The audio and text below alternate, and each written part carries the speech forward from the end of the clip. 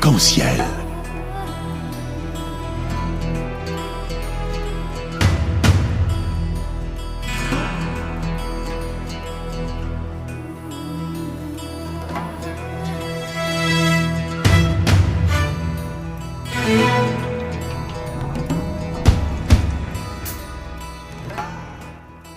Arc-en-ciel, votre émission marocaine, chaque dimanche de 14h à 15h pour tout savoir sur le Maroc.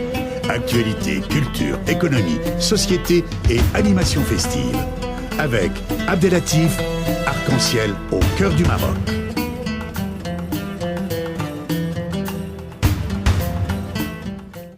Bonjour à tous et bienvenue dans l'émission Arc-en-ciel sur Radio Pluriel. Arc-en-ciel, animation festive. Mesdames et messieurs, heureux de vous retrouver ce dimanche encore avec un thème d'actualité, un thème très cher à notre pays, le Royaume du Maroc, mais aussi à tous ceux qui défendent notre planète. Avant tout, nous souhaitons, au nom de l'émission Arc-en-ciel et l'ensemble des animateurs, soit techniciens, représenter nos sincères vœux à notre pays. قمة وقاعدة بمناسبة عيد ثورة الملك والشعب ويا لها من ثورة. Et à ce sujet-là, nous souhaitons, à travers cette émission, rendre hommage à ces patriotes qui ont laissé leur vie pour notre liberté.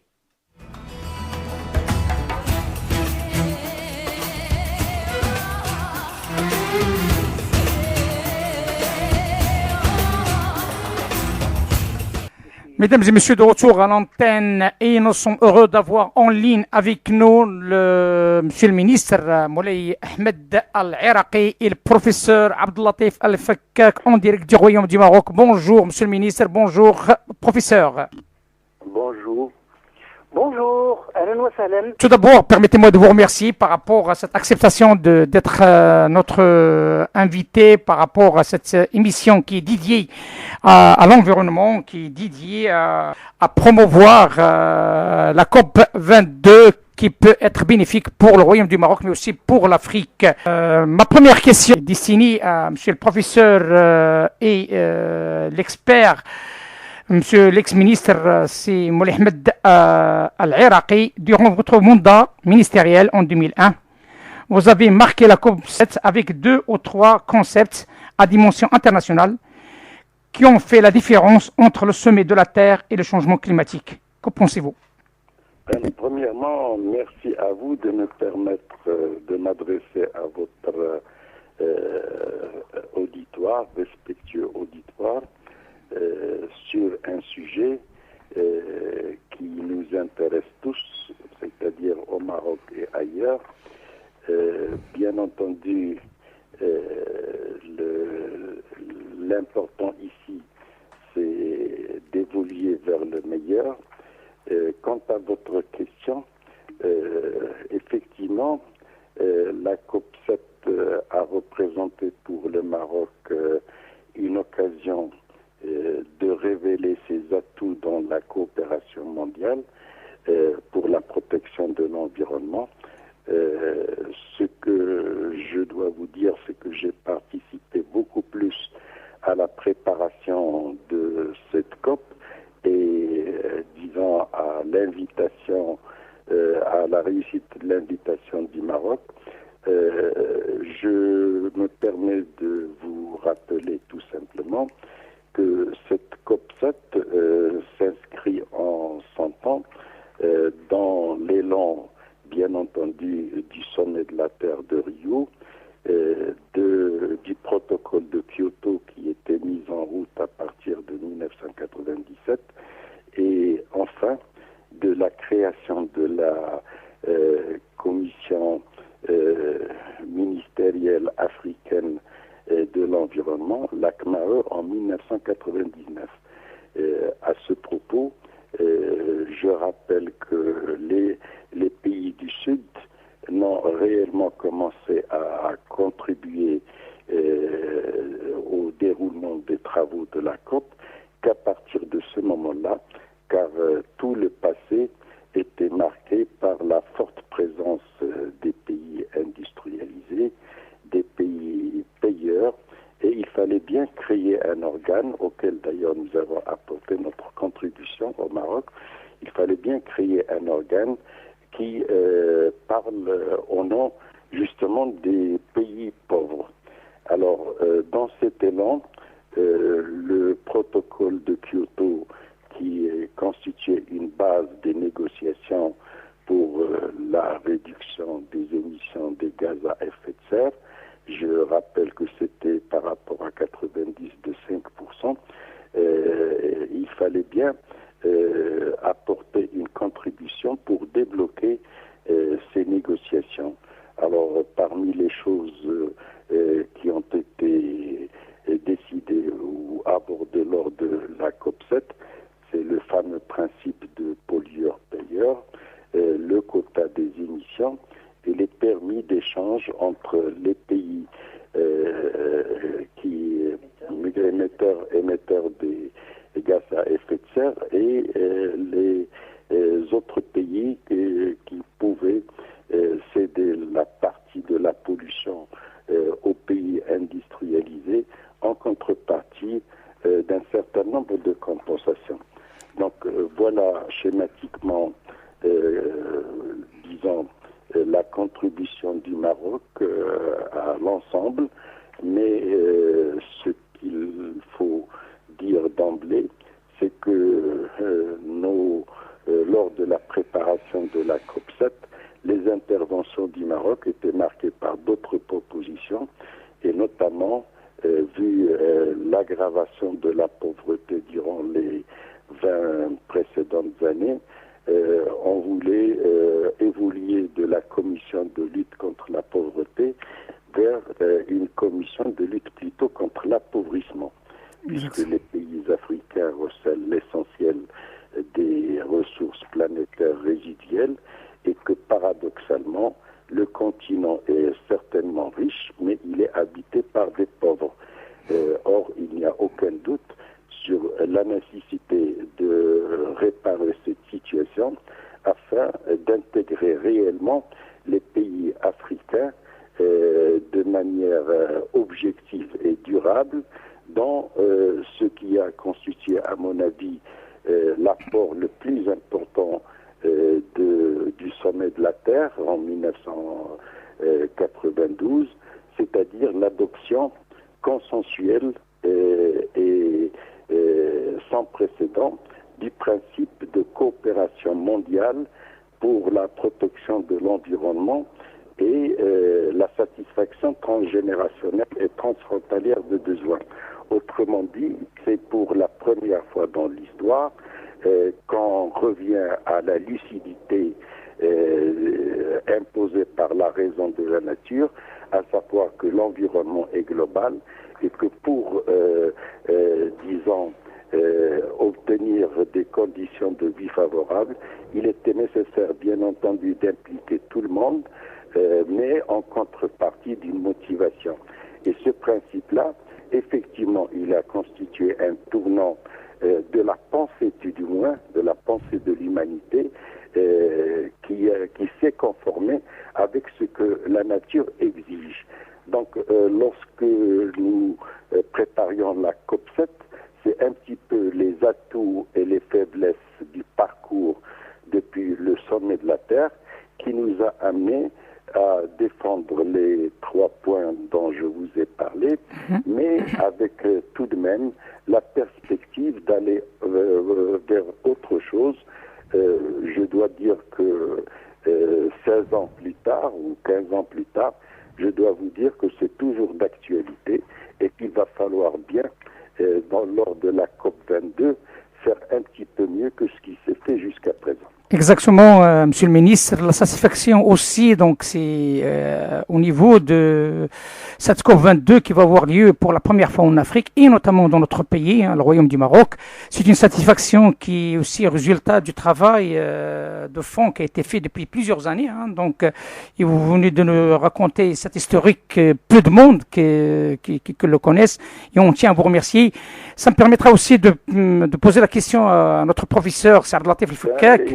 Une petite nuance, oui. C'est que il y a 2 COP qui se sont déroulées en Afrique, les 2 au Maroc, voilà. Parfait, mais celui-là, donc, on est dans une situation un peu plus meilleure et avec une réflexion internationale, donc c'est une excellente chose. La question, la thématique choisie par le Maroc s'intitule le changement climatique et le réchauffement climatique. Pourquoi ce choix est-il politique ou scientifique? Alors, il va falloir revenir sur cette question qui est pas facile, qui est une question qui n'est pas à l'abri des interrogations épistémologiques sur 3 types de sociétés pour l'avenir de l'humanité. Alors, il y a, ça pose la question sur la traçabilité historique pour lutter contre le réchauffement climatique, des sociétés à risque politique, à risque religieux et à risque aujourd'hui environnemental. Et puis la trajectoire du changement climatique de la COP22 avec l'ensemble de ses conséquences. Donc le risque aujourd'hui n'est pas fortuit. Et leur confusion pose une certaine problématique. Alors le premier cas, c'est ce qu'on appelle les scientifiques, et c'est une affaire des scientifiques.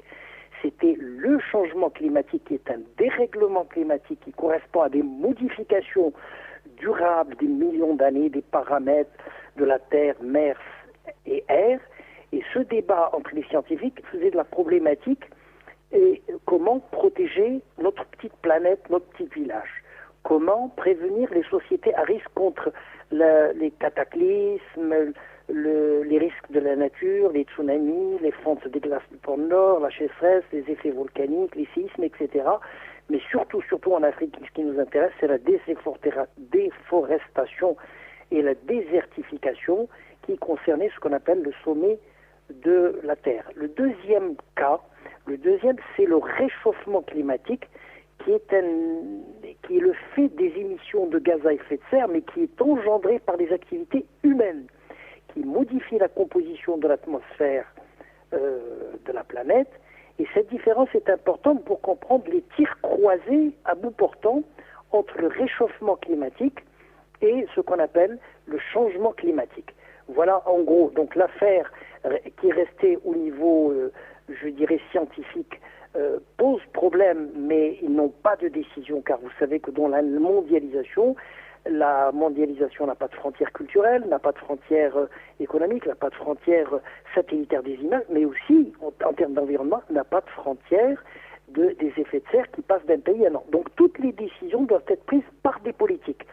Et c'est là, à partir du COP27, c'était grâce à Moulay Ahmed Laraqi, le ministre, qui avait posé ce problème des 3 conditions, qui étaient les échanges des émissions de gaz, c'est-à-dire un permis. Deuxième chose, la taxe. Et ce qu'il a posé au problème, et d'ailleurs ça va revenir sur la Chine qui n'était pas considérée par les Américains comme faisant partie du tiers-monde, parce que c'est un pollueur-payeur, c'était je dirais, à travers la Chine, parce qu'on avait posé le problème, comment mesurer les effets de serre, comment mesurer le degré de pollution pour qu'il y ait un permis d'échange. C'est le cas, par exemple, de ce qui se passe, on en parlera si vous voulez tout à l'heure, de Ouerzazate, Nord 1 et 2, qui est pris en charge par les Allemands. Et finalement, ce sont les Allemands avec un pipeline dans le cahier de charge. C'est 98% de toute la formation, le personnel, la technologie faite par les Allemands avec des achats techniques de la Chine et de la France. Voilà, en gros, la différence épistémologique entre les politiques qui doivent travailler avec les scientifiques, et les politiques deviennent que de simples acteurs qui doivent comprendre. Ils ont pris conscience, et d'ailleurs le tiers-monde était absolument absent jusqu'au COP27. C'est à partir du moment où ils ont renvoyé des gens pour se former que les 77, sous la coupole de la Chine et de l'Afrique, le Maroc a joué un très très grand rôle pour qu'ils se regroupent, et ils ont commencé à demander comment peut-on avoir une planète propre, une planète avec la confiance des États, car nous allons tous être pollués. S'il y a 2 ou 3 degrés de plus, c'est 2 degrés. Nous allons avoir les fonds de glace et certains pays comme les Pays-Bas, les îles vont disparaître à 40%. Et de l'autre côté, vous avez toutes les conséquences, peut-être on en parlera si vous posez la question, sur les scénarios futurs où il faudrait des hommes d'État, des hommes politiques qui puissent gérer l'avenir. Voilà la question. Bien entendu, Saad Latif Al-Fakkak, comme vous l'avez bien dit, donc il y a une négociation qui est fondée sur un débat entre le scientifique et le politique. C'est la question qui m'amène vers Monsieur le ministre, qui est un invité officiel et privilégié aussi auprès de la COP22. Quels sont dans les coulisses le point des négociations, voire les décisions qui bloquent la réussite ou l'échec dans la préparation de la COP22 de Marrakech 2016? En préambule à la réponse à cette question qui est extrêmement importante, je dirais tout simplement que le protocole de Kyoto, qui est l'ancienne base de négociation, a traîné entre 1999 et 2009 lors de la COP 15 à Copenhague pour être finalement hiberné faute de signature et encore plus de ratification, notamment par les plus grands pollueurs, les États-Unis par exemple, produisant à eux seuls 36% des émissions des gaz à effet de serre. Il a été hiberné, donc pour des raisons qui sont extrêmement précises. Ces pays pollueurs sont en même temps les pays donateurs et on ne pouvait pas, disons, mettre en œuvre le protocole de Kyoto, faute de l'engagement des plus grands pollueurs dans le sens indiqué. La Chine s'est rajoutée par la suite. C'était le groupe des 77 plus la Chine, mais la position de la Chine a beaucoup évolué depuis qu'elle est devenue une puissance économique importante. Donc c'est un peu les repères de ce qui se fait actuellement, puisque entre 2009, il a fallu attendre jusqu'à 2015 pour obtenir l'accord de Paris, qui constitue la base de préparation de la COP22. Bien entendu, il y a la préparation officielle qui s'inscrit dans l'application ou la perspective d'application de l'accord de Paris. Et cette préparation s'articule autour de 3 points importants. C'est le premier, c'est le financement, la question du financement. Deuxièmement, il y a la question de transfert de technologie. Troisièmement, il y a l'habilitation à l'horizon 2020, notamment de l'Afrique, pour contribuer à l'application de ce protocole. Mais bon, il y a un certain nombre de problèmes, c'est-à-dire que chemin faisant, on devait réduire de 5% les émissions des gaz à effet de serre, et malheureusement, lors de l'hibernation du protocole de Kyoto, on était déjà à plus 37% environ de ces émissions. Donc véritablement, il y a énormément de questions qui restent à résoudre. Par exemple, le financement ou même le transfert de technologie et le reste, qui apparaît dans l'accord de Paris. Après la crise de 2008 et, disons, l'exacerbation de la compétition économique entre les puissances traditionnelles et les puissances émergentes, je crois, avec l'augmentation des émissions, je crois que les choses doivent être abordées avec énormément de vigilance, avec des solutions de rechange.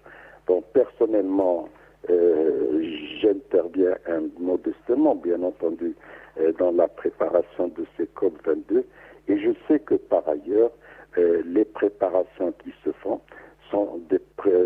c'est une préparation, notamment par la société civile. C'est une préparation qui est guidée franchement par une alternative, non pas à la COP ou à l'accord de Paris, mais une alternative se rapportant au terme de référence de la gestion de l'environnement en général et de la gestion de ce dossier du réchauffement climatique, puisque de toute manière, ce réchauffement climatique Il se poursuivra tant que, avec ses retombées angoissantes d'ailleurs, il se poursuivra tant que ces émissions de gaz à effet de serre n'ont pas trouvé encore de solution, indépendamment des volontés humaines et au-delà des conflits d'intérêts qui opposent le nord au sud et maintenant au nord. Ils opposent de manière fracticide les puissances en présence. Donc la question de l'alternative, on est en train d'y travailler. Il y a tout un groupe de personnes qui d'ailleurs collaborent avec des amis et des collègues étrangers, de sorte à ce qu'on puisse, lors de la COP22, véritablement aller vers des propositions beaucoup plus réalistes et réalisables, dans lesquelles d'ailleurs le Maroc, on aura probablement tout à l'heure l'occasion d'en parler un peu, le Maroc peut jouer un rôle extrêmement important. Mais en tout état de cause, je reviens à la coopération mondiale, c'est un principe de valeur civilisationnelle indiscutable qui doit plus que jamais être mise en œuvre, non plus dans le cadre de négociations, puisque les négociations qui se font aujourd'hui sur les devoirs et les responsabilités de chacun sont nécessairement des négociations marquées par des conflits d'intérêts, et tant qu'on est en train de toucher à l'essentiel de chacune des nations, eh bien, il y aura encore des réserves, des hésitations, et ainsi de suite. Or, la nature, elle n'attend pas qu'on trouve une solution, disant que chaque fois qu'on perd du temps, la nature répond de manière normale, parce qu'il ne faut jamais considérer la réponse de la nature comme étant anormale. C'est les comportements humains qui le sont. Donc elle répond de manière normale à des sollicitations anormales. Et au lieu de traiter de l'anormal, on a l'impression comme si les gens attendaient à ce que le normal le devienne aussi en conformité avec, j'allais dire, presque les caprices de chacun. C'est même pas les besoins, avec les caprices. Donc, nous abordons de manière officielle comme prévu dans le sens de l'application de cet accord, espérant qu'on va trouver quand même une porte de sortie. Mais ce qui est fondamental, surtout que ça va, la COP 22, 23, 24, 25 vont être pratiquement conditionnés par l'accord de Paris, il faut absolument, chemin faisant, que nous trouvions une alternative dans le cadre plus de négociation, c'est la concertation, parce que la problématique de l'environnement, elle est mondiale, la solution, elle est mondiale, il n'y a absolument rien à faire, et on ne peut pas, disons, dans le cadre de conflits d'intérêts, véritablement trouver une solution durable, une solution définitive et durable. C'est la raison pour laquelle vous posez une question très importante en disant les coulisses. Bien, je crois vous avoir dit à peu près ce que je connais de ces coulisses. On prépare comme tout le monde, comme prévu, l'application de l'accord de Paris. Notamment les intellectuels et les scientifiques réfléchissent énormément sur une solution alternative. Voilà. Parfait, Inch'Allah. Donc, comme vous l'avez bien dit, la société civile est très active par rapport à la préparation de cette COP22. Et notamment les scientifiques. Bien sûr, et notamment les scientifiques, preuve par neuf, comme on dit. Le professeur Abdelatif El-Fkak nous a fait l'honneur de se déplacer ici à Lyon lors du Salon Savinour avec une participation remarquable aux côtés d'un grand nombre de scientifiques marocains et français sur la question aussi de cette préparation de la COP22, puisque le Salon Savinour était labellisé COP22. Ma question qui est adressée au professeur Abdelatif El-Fkak, qui est un petit peu la suite de ce débat très, très intéressant. Quelle est la position de l'Afrique et du tiers-monde sur ce dossier brûlant et le réchauffement climatique ont-ils pris conscience politiquement des scénarios futurs des nouvelles sociétés à risque environnemental? Eh bien, alors donc, le tiers-monde, jusqu'en 1992, les pays du Sud, c'était l'année de référence du protocole de Kyoto. Ça ne signifiait absolument rien, et je suis affirmatif, les documents le prouvent, le tiers-monde s'intéressait peu à cette question climatique qui tenait au caractère très controversé entre cette différenciation changement climatique ou bien réchauffement climatique, et le tiers-monde ne se situait pas.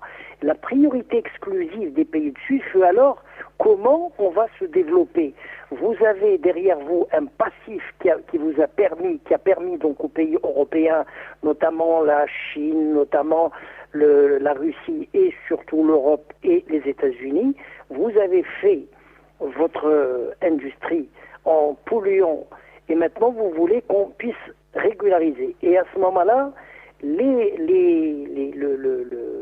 pendant pratiquement depuis 1992, c'est jusqu'en le COP 21 qui a posé des conditions, à savoir réduire de 32% des émissions de gaz d'effet de serre d'ici 2030. Et l'approche scientifique globalisante de ce Rio de 92 et celle du processus de Kyoto 94 ont abouti inévitablement à la question politique fondamentale du réchauffement. D'où viennent ces émissions de gaz à effet de serre nocifs pour l'environnement mondial, à la fois du Nord et du Sud? Et là, il y a eu un groupe qui s'est constitué, qu'on appelle en anglais IPCC, ou alors le GPEC en français. Et là, il y a eu un affrontement qui se jouait entre les États-Unis, l'Europe et surtout la Russie. La Russie était en processus de désindustrialisation, qui a donc des effets de serre à vendre, et c'est pour cela que les États-Unis jouent un rôle majeur face à l'Europe en adoptant des positions communes dès le début.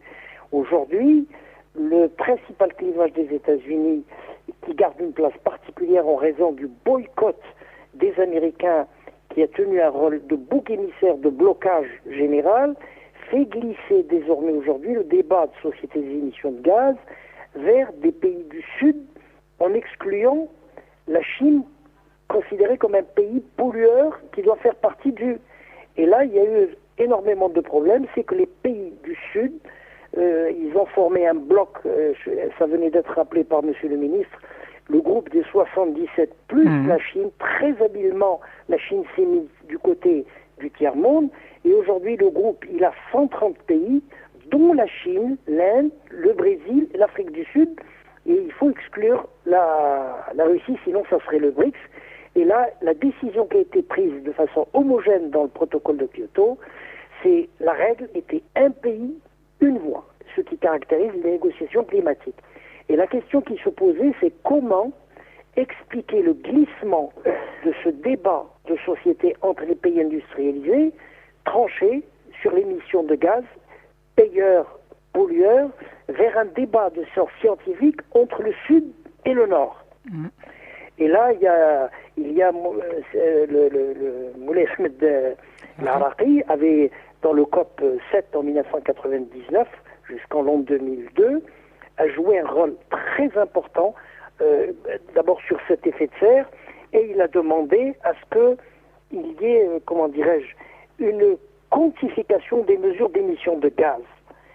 La taxe Corbyn qui était sortie donc au niveau d'une taxe internationale, et là, ils se sont positionnés, et à ce moment-là, les États-Unis se sont mis contre la Chine, et la Chine, comme elle était dans les pays du tiers-monde, ça a mis une cacophonie, et maintenant les choses se sont un petit peu régularisées depuis le COP 21 à Paris, dont on va voir les applications, les mesures au niveau du Maroc, au niveau du COP 22, qui sera d'ailleurs de voir où on est arrivé un certain nombre de pays qui sont signataires de ce COP 21.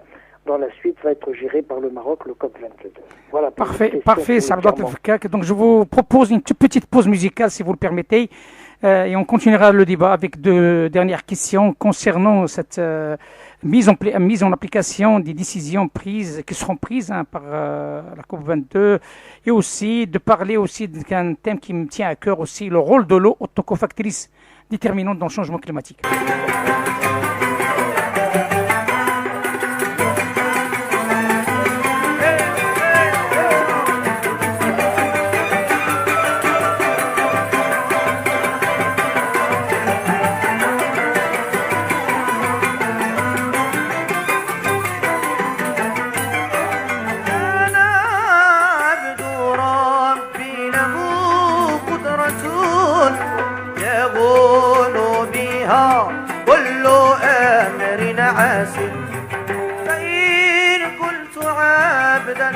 ضعيف القوة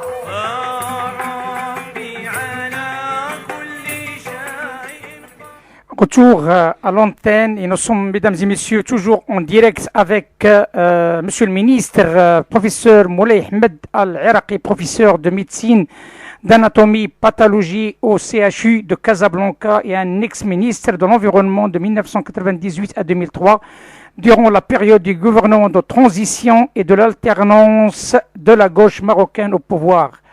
À ses côtés, notre cher professeur Abdelatif El-Fekka, qui est ami, directeur de recherche et des doctorats à l'ISCAE et vice-président de l'Institut marocain des relations internationales, l'IMRI, auteur de plusieurs livres en gestion. Ma question est adressée à mes deux invités. Pensez-vous qu'il y a des hommes d'État au Maroc capables de prendre la relève pour le suivi des COP 23, 24 et 25, ou faut-il créer des partenariats publics-privés, à ce qu'on appelle PPP, ou des SDL, Sociétés de Développement Local, pour gérer le suivi? À vous le choix le premier qui peut répondre à cette question. Alors, monsieur le ministre m'a donné la priorité, il m'a demandé de répondre à cette question, il reprendra la même question. Alors moi, ce que je pense, qu'il y a une très grande différence dans le tiers-monde et l'Europe entre les hommes d'État et les hommes politiques. Alors la différence, c'est qu'un homme d'État, c'est celui qui pense à la génération future avec une économie durable, et il y a une notion intergénérationnelle et il fait participer les scientifiques.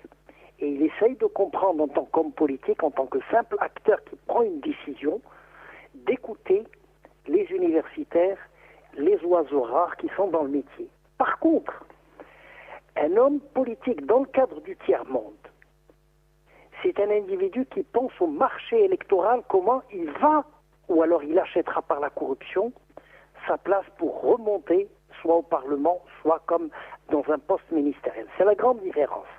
Maintenant, est-ce qu'il y a la relève? La relève, elle se fait par des partis politiques qui sont des outils de la démocratie, parce que la démocratie, en principe, devrait faire sortir, faire émerger une élite, une classe politique très importante. Parce que le Maroc, comme dans les autres pays, est passé de la lutte des classes à la lutte des places. Et alors là, nous avons des profils de ministres ou des profils de députés illettrés qui sont dans un sanctuaire de la loi, et là, ça pose d'énormes problèmes. Alors la question, c'est comment vont-ils gérer les scénarios du futur? Je donne un exemple. Il va y avoir un problème de pression démographique. Nous passons dans 10 ans de 7 milliards à 9 milliards.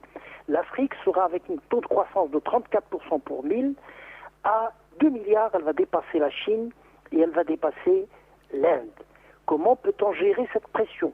Il n'y a pas de travail. Deuxième point, il y a ce qu'on appelle, la Banque mondiale appelle le stress hydrique. Il n'y aura plus d'eau avec la sécheresse, la déforestation. Comment vont-ils gérer ça? Troisième chose, il y aura une sécurité alimentaire.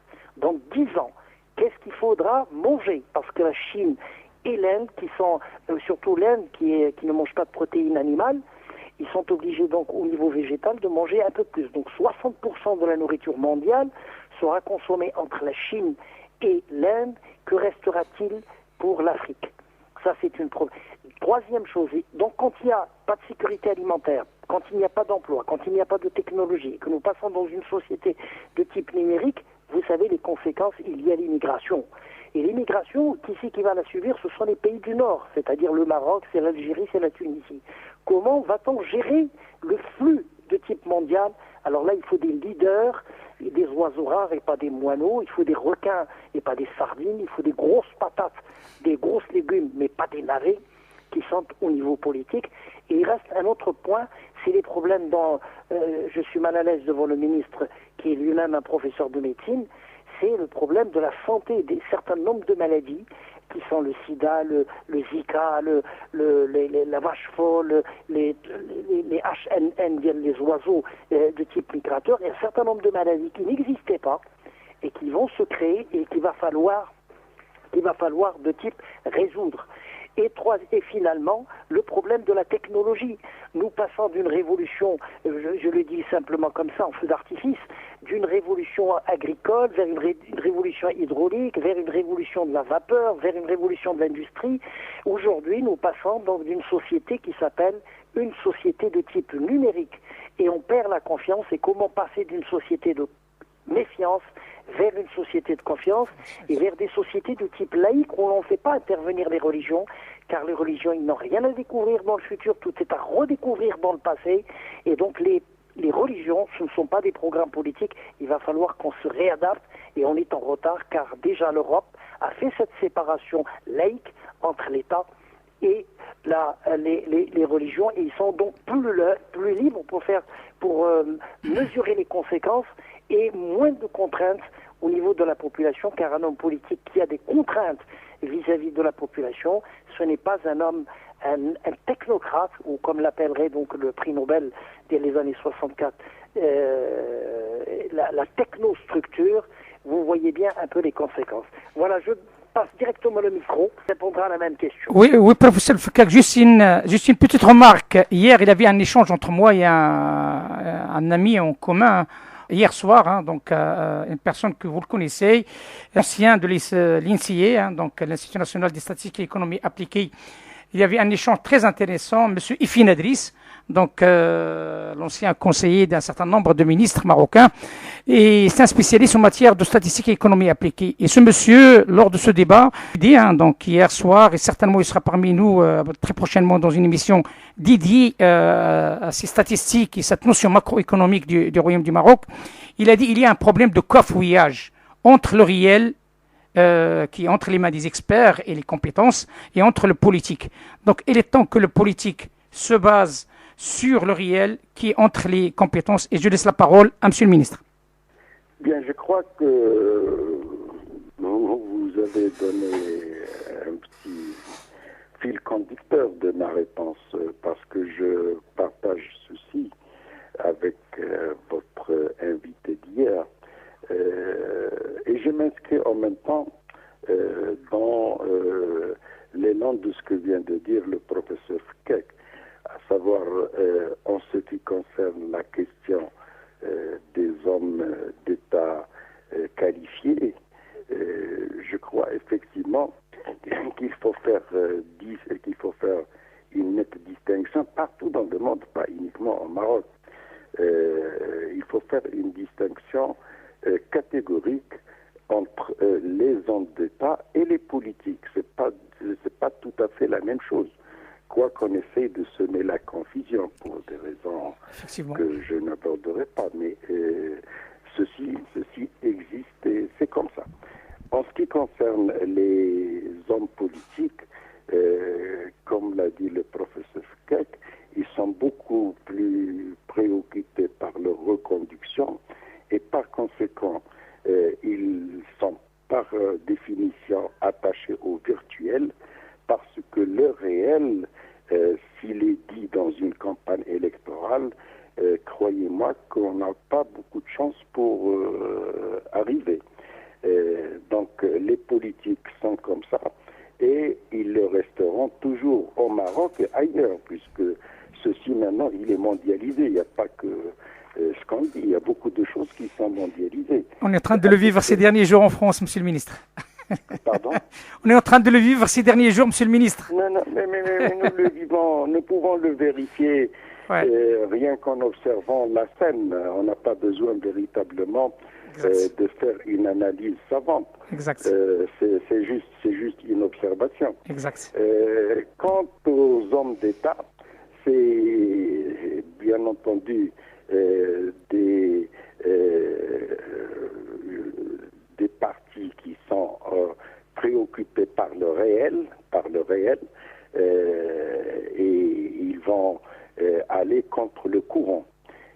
aller contre le courant. Dans le monde d'aujourd'hui, il y a des partis qui incarnent ce courant et qui font tout, y compris sur le plan médiatique, pour ne pas laisser la contre-parole passer, en quelque sorte. Et par conséquent, c'est un deuxième élément de blocage du message qu'on doit faire passer. Mais on peut remarquer que si cette histoire de négociation sur le changement climatique se poursuit, alors qu'en même temps il y a un échec, en tout cas, de limitation des émissions de gaz à effet de serre, ça veut dire que la population elle-même est dans l'erreur. Si on réunit l'ensemble des tenants et des aboutissants, on se rendra compte tout de même qu'il n'y a pas seulement la pollution et la pression sur les ressources et les réceptacles de vie. Il y a comme conséquence aujourd'hui presque des problèmes inextricables que le politique est incapable de résoudre. Vous le savez autant que moi. Je prendrai à titre d'exemple les 42 millions de personnes qui se déplacent à cause des aléas climatiques, en quelque sorte. Et lorsque l'Europe reçoit 2 millions, par exemple, d'immigrés, dont 1,1 million par la seule Allemagne, vous voyez qu'est-ce que ça génère comme problème qui font le lit d'ailleurs aux extrémismes de tous bords. Il y a également la question du terrorisme, parce que si la population continue à croire en la supervision par l'ONU de ce qu'elle appelle la Convention cadre des Nations Unies sur le changement climatique du sommet de Rio, vous avez, je ne dirais pas une indifférence, vous avez plus que ça, vous avez une sorte d'espoir auto-entretenu par les échecs et qui font de la population un complice direct ou indirect de l'opinion publique, un complice direct ou indirect de la stratégie qui est menée. Bon, maintenant, le spectre du réchauffement climatique est là, ces retombées prévisibles sont là, et il va falloir bien trouver une autre issue. C'est la raison pour laquelle, pour ma part, j'estime que ça passe d'abord et avant tout par une information valide et objective de la population, parce que c'est cette population qui fait les élections, et du coup le politique et la population sont des partenaires d'un mensonge, en quelque sorte. Et il n'y a pas d'alternative, parce que, encore une fois, la rationalité de la nature, elle est immuable. Le changement global de l'environnement, il est immuable. Or, c'est le changement d'une entité naturelle et sociale, unique et plurielle, interdépendante et interactive, évolutive et adaptative. Autrement dit, c'est toujours le changement qui détermine une réalité qui est incontournable en temps réel pour chacun, mais qui change tout le temps, en bien ou en mal. Ce qui veut dire que si on prend réellement en compte la dimension rationnelle, si vous voulez, de la gestion de l'environnement, nous avons toutes les chances d'aboutir. Je ne parle pas uniquement du réchauffement climatique ici. Exactement. Je parle aussi des conséquences de ce réchauffement climatique sur, par exemple, la réalité des fleuves, des eaux et ainsi de suite. Vous construisez un barrage, par exemple, ce qui est apparemment une bonne chose, mais lorsque vous avez construit ce barrage, vous desséchez le parcours des fleuves. Et il y a des gens qui s'amusent à, faire soi-disant des projets de développement urbain ou autres, et qui vont construire des ponts sur les parcours de crues, qui vont mettre des autoroutes là où il ne faut pas, qui vont véritablement prendre les décisions qui par la suite génèrent des catastrophes qu'on appelle des catastrophes naturelles, c'est pas vrai, ce sont des catastrophes humaines. Bien entendu, Monsieur le ministre. Exactement. C'est des catastrophes, des décisions qu'on prend. Et donc, cette question de l'environnement, il n'y a pas d'alternative au réel. Le virtuel, non seulement il détermine des crises, des réponses agressives de l'environnement, mais ce virtuel-là, même sur le plan financier ou économique, à partir de 2008, nous en avons la démonstration, à savoir que même à ce niveau-là, et à l'échelon mondial cette fois-ci, pas uniquement des pays du Sud ou du Nord, à l'échelon mondial, vous avez une récession économique qui ne s'en va pas, vous avez des déséquilibres budgétaires qui ne s'en vont pas, vous avez une majoration des disparités spatiales et sociales dans l'accès aux services communautaires de base, et bien entendu, vous avez les déficits globaux de la planète qui ne font que s'accumuler.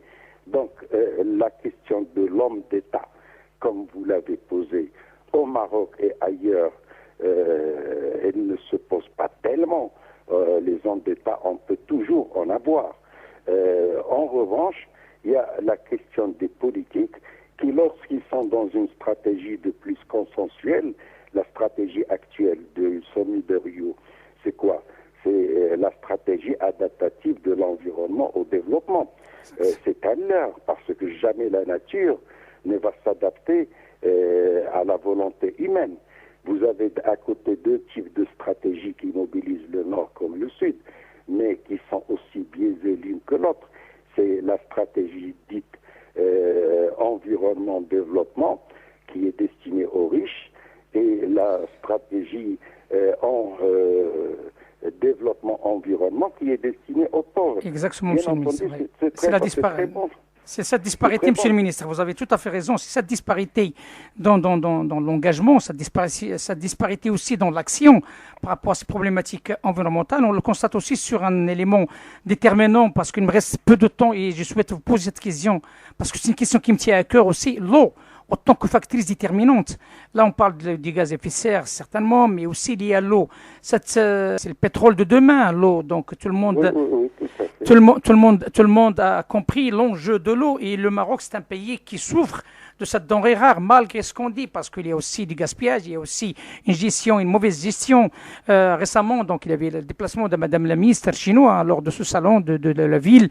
Madame la ministre qui a défendu cette notion que l'eau doit être traitée dans la COP 22. Que pensez-vous, Monsieur le ministre? Et après, je donne la parole à Monsieur le professeur Saad Abdelfakak. Non, bien entendu, l'eau, c'est la vie, quoi. Et par conséquent, c'est une question qui est extrêmement importante. Mais même l'eau,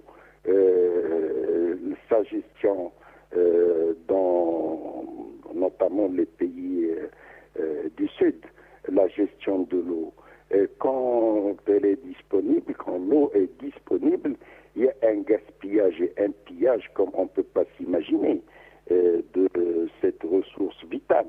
Il y a une pollution comme on ne peut pas s'imaginer, ce qui altère aussi la faune et la flore et ainsi de suite.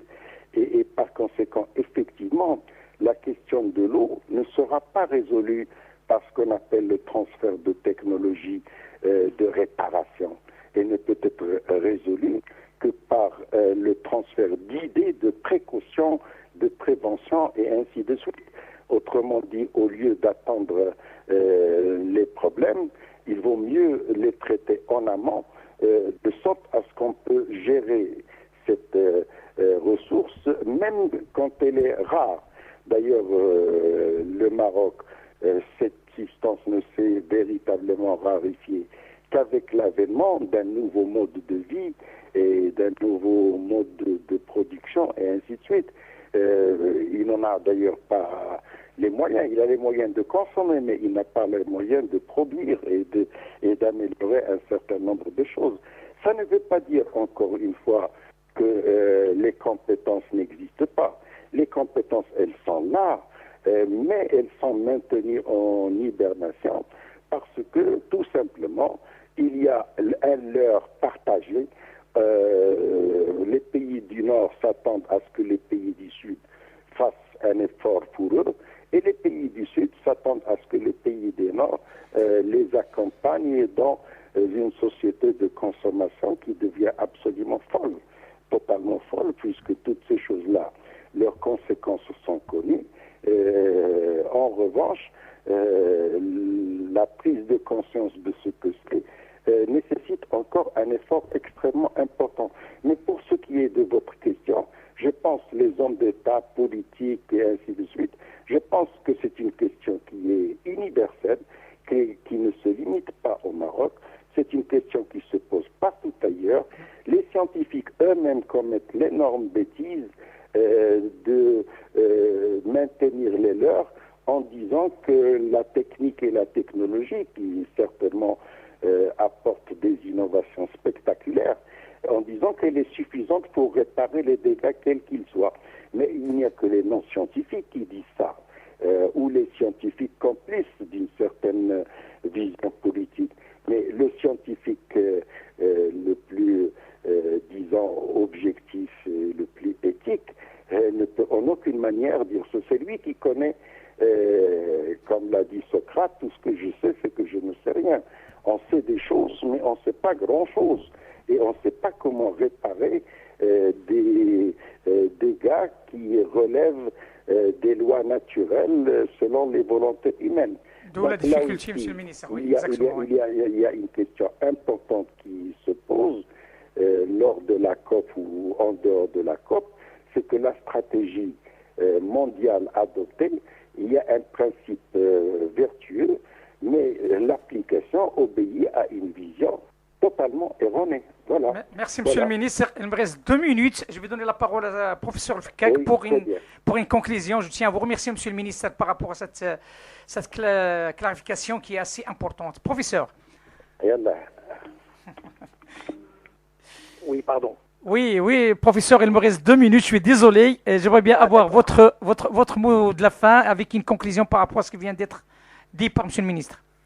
Alors, je dirais la mutation des sociétés aujourd'hui à risque environnemental, à risque terroriste, à risque politique, répond à une mutation des sociétés en termes politiques, en termes démocratiques, pour garder les risques de la fuite des cerveaux. Parce que sinon, il restera ici, pas les oiseaux rares, mais il ne restera que les moineaux.